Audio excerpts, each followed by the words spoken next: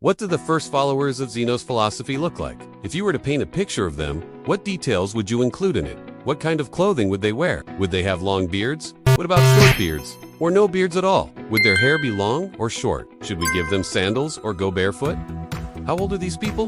These questions could and really be answered, because we do not know exactly what the followers of Zeno looked like. But there is one thing we can be sure of. They probably didn't look like this. The person on the screen right now doesn't look like an ancient Greek, does he? And that's not just because of his blue eyes and blonde hair. It's mostly because of his clothing. He's wearing modern clothes.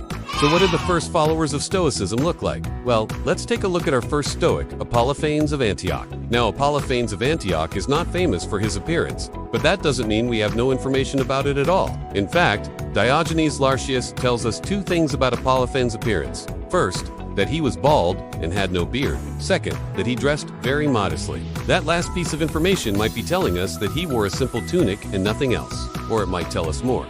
There's no way of knowing, but at least we know Epiphanes wasn't vain about his appearance. Who was Epiphanes of Antioch? Epiphanes was born in the city of Antioch in the 1st century before the Christian era, so sometime after 140 BC, because that's when Antioch was founded. We know little about his life, but we do know who his friends were. Epiphanes was friends with Aristo of Chios, who was one of Zeno's students. He was also friends with Cleanthes, the man who succeeded Zeno as head of This means Epiphanes must have been a student of Zeno as well. Epiphanes was actually Zeno's last student, which earned him the title of Zeno's heir. He lived in Athens during the reign of Attalus III, king of the Attala dynasty in the 2nd century BC. After Zeno died around 262 BC, he ran the school with Cleanthes, who eventually left the school and went back to his native Assos.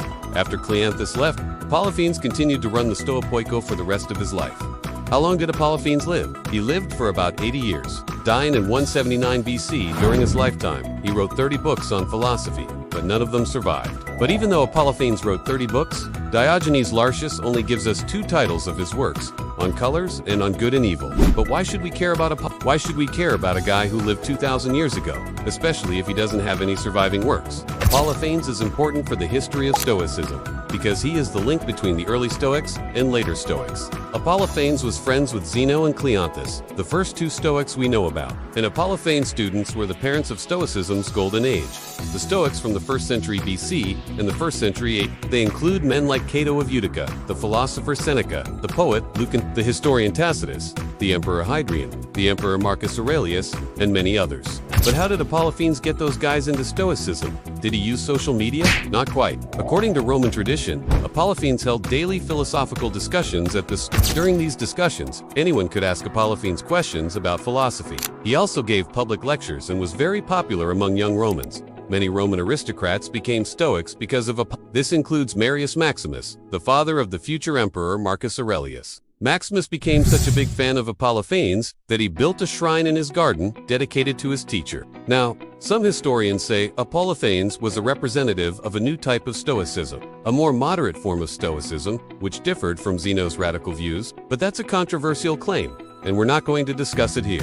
The reason I mention it is because it illustrates the kind of discussion that scholars have about because he doesn't have any surviving works. Scholars often try to infer what his views were based on other sources, but you can't always trust what other people say about what Epiphanes taught, especially when those people have an agenda. For example, some scholars claim that Epiphanes invented a new type of Stoicism, but they usually do this to make their favorite type of Stoicism look better than other types of Stoicism. So be careful when reading about The best thing we know about Epiphanes' teachings comes from a letter by the Stoic Pliny. In this letter, Pliny discusses a dream he had in which he met In the dream, Pliny asked Epiphanes about the nature of the soul, and Epiphanes told him that the soul is immortal and that death is nothing to fear. This fits perfectly with what we know about Stoic beliefs.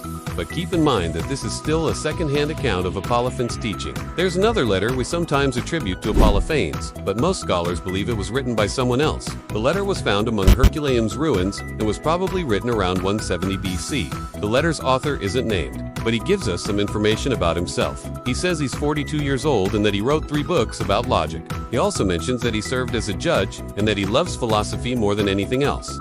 Most likely, this letter was written by If it is Epiphanes writing this letter, that would make him about 70 years old. In the letter, Epiphanes talks about the relationship between philosophy and politics. He says that the duty of the philosopher is to teach others, but that doesn't mean he has to be involved in political life.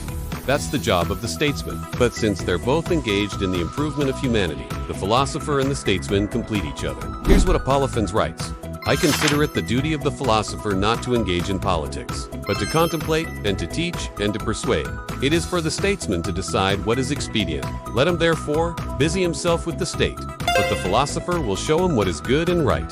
In this passage, Apollophanes seems to argue that the statesman needs the philosopher because the statesman doesn't know what is right, and the philosopher needs the statesman because the philosopher can't put his ideas into practice. So both the philosopher and the statesman need each other. Another interesting point Apollophanes makes in the letter is that fortune is a minor concern for the philosopher. He says the wise man doesn't need much money because he can get by on very little. Of course, everyone needs something to live on, but not much more than that. In this respect, the philosopher is superior to other people. The philosopher can endure want, and he can also bear wealth. Neither of them disturbs his peace of mind. The virtuous man wants neither riches nor honor, and since he is free from the desire of all these things, he is also free from their opposites. So Stoicism isn't just about being rich and happy, it's also about being poor and happy. But did Apollophanes ever write anything? We know he wrote a lot of things because Diogenes Laertius lists 30 titles of his books, but most scholars believe that these 30 titles were compiled by Diogenes Laertius. There's no evidence that Apollophanes actually wrote 30 books. In fact, we have almost no evidence that Apollophanes wrote anything at all. The only text we sometimes attribute to Apollophanes is this letter. But as I said, most scholars don't think he wrote it. That means everything we know about Apollophanes' thinking comes from secondhand sources. That's pretty unfortunate, but it's the situation we're in. So, what can we conclude about Apollophanes of Antioch?